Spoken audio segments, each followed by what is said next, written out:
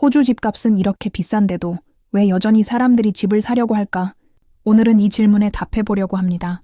호주에 살면서 가장 많이 듣는 말 중 하나가 바로 집값이 너무 비싸다입니다.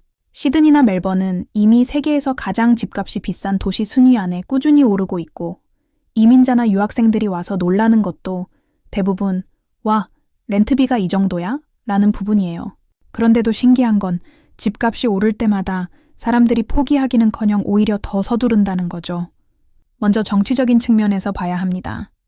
호주에서 부동산은 단순한 생활 기반이 아니라 국민 대부분의 자산의 핵심이에요. 정치인 입장에서는 집값을 떨어뜨린다는 게 곧 자기 지지 기반을 흔드는 일입니다. 왜냐하면 이미 집을 가진 사람들이 집값 하락을 가장 두려워하고 호주 유권자 다수가 집 소유자이기 때문이죠. 그래서 정부는 집값을 잡겠다고 말은 하지만 실제 정책을 보면 대부분이 집값을 방어하거나 오히려 장기적으로 상승을 용인하는 방향이에요. 예를 들어 네거티브 기어링이라는 세금 제도가 있습니다. 투자용 부동산에서 적자가 나더라도 세금 공제를 받을 수 있는 제도인데, 이게 결국 다주택자들이 손실을 줄이면서 계속 부동산을 사도록 유도합니다. 또 집을 팔 때 생기는 자본이득세, 즉 캐피털 게인 텍스도 일정 기간 이상 보유하면 절반 정도 할인해 주는데, 이 제도 역시 집을 더 오래 가지고 또 팔아서 돈을 벌도록 장려하는 구조죠. 정치인들의 이해관계도 무시할 수 없습니다.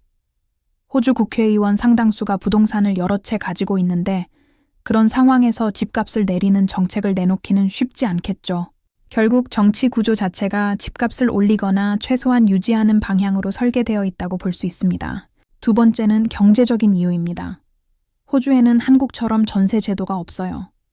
대신에 렌트를 해야 하는데 렌트비가 정말 만만치 않습니다. 시드니의 평균 렌트비는 주당 850불 정도이고, 멜번은 그보다 조금 낮지만 그래도 주당 650불 이상을 내야 합니다. 가족 단위로 집을 구한다면 주당 1000불 이상 나가는 경우도 흔합니다. 1년으로 따지면 4만 불 이상이 매년 사라지는 거죠. 사람들이 이런 현실을 경험하면서 드는 생각이 있습니다. 어차피 이렇게 비싼 렌트를 내느니 내 집을 사서 모기지를 갚는 게 낫지 않을까. 그리고 집값의 장기적인 추이를 보면 그 생각이 더 강화됩니다.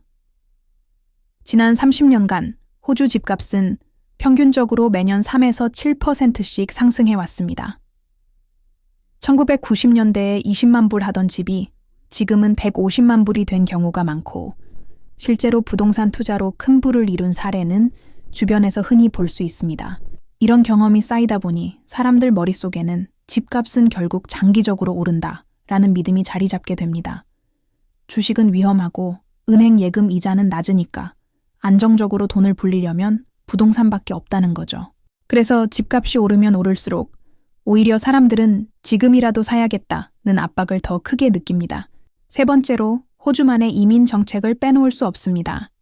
호주는 전통적으로 이민자 유입이 많고 현재도 매년 약 30만 명 이상이 새로운 이민자로 들어옵니다. 게다가 유학생도 많아요.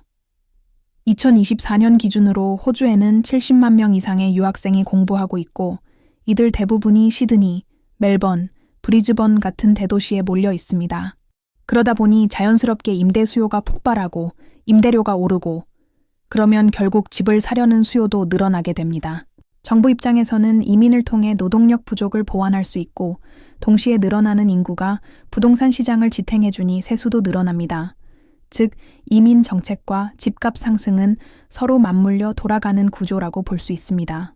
그래서 많은 호주인들이 생각하기를 이민자들이 계속 들어오고 있으니 앞으로도 집값은 계속 오를 수밖에 없다라고 결론을 내립니다.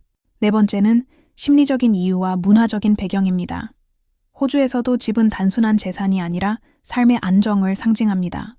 내 집이 있다는 건 곧 안정적인 생활을 할 수 있다는 의미예요. 아이들을 키우거나 반려동물을 기르려면 집주인 허락을 받아야 하는 렌트 생활은 불편함이 많습니다. 그래서 사람들이 내 집을 더 갈망하게 됩니다. 또한 집은 사회적인 지위와도 연결됩니다.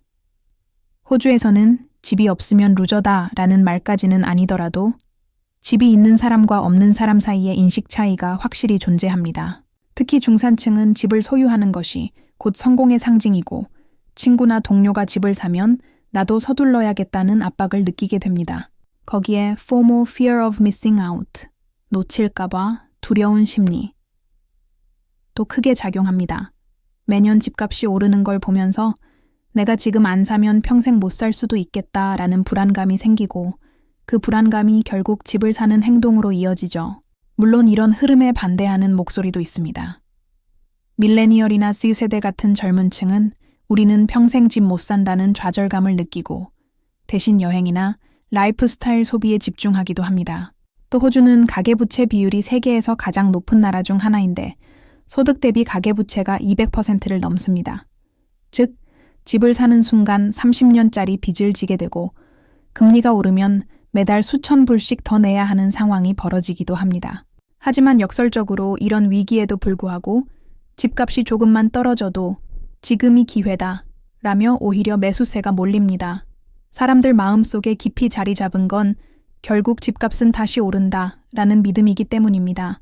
이제 정리해 보겠습니다. 호주에서 사람들이 집을 사는 이유는 단순히 사는 공간이 필요하다는 이유만이 아닙니다. 정치적인 측면에서는 집값을 지켜주는 제도와 정책이 있고, 경제적인 측면에서는 렌트 부담과 장기적인 집값 상승이라는 현실이 있습니다. 또 이민 정책으로 매년 인구가 늘어나면서 집값을 떠받치는 구조가 만들어지고 있고, 심리적으로는 집이 주는 안정감과 사회적 인정, 그리고 FOMO라는 불안감이 사람들을 움직입니다. 결국 호주에서 집을 산다는 건 단순한 소유가 아니라 정치, 경제, 사회, 문화가 얽혀있는 종합적인 선택이라고 할 수 있습니다. 여러분이라면 어떻게 하시겠습니까? 30년 모기지를 짊어지더라도 지금 집을 사는 게 맞다고 생각하시나요? 아니면 집값 거품이 꺼질 때까지 기다리는 게 더 현명하다고 보시나요? 여러분의 생각을 댓글로 공유해주세요. 그리고 구독과 좋아요는 이 채널이 더 좋은 콘텐츠를 만드는 데 큰 힘이 됩니다. 오늘 영상은 여기까지고 앞으로도 호주의 생활, 부동산, 이민 이야기를 현실적으로 전해드리겠습니다. 감사합니다.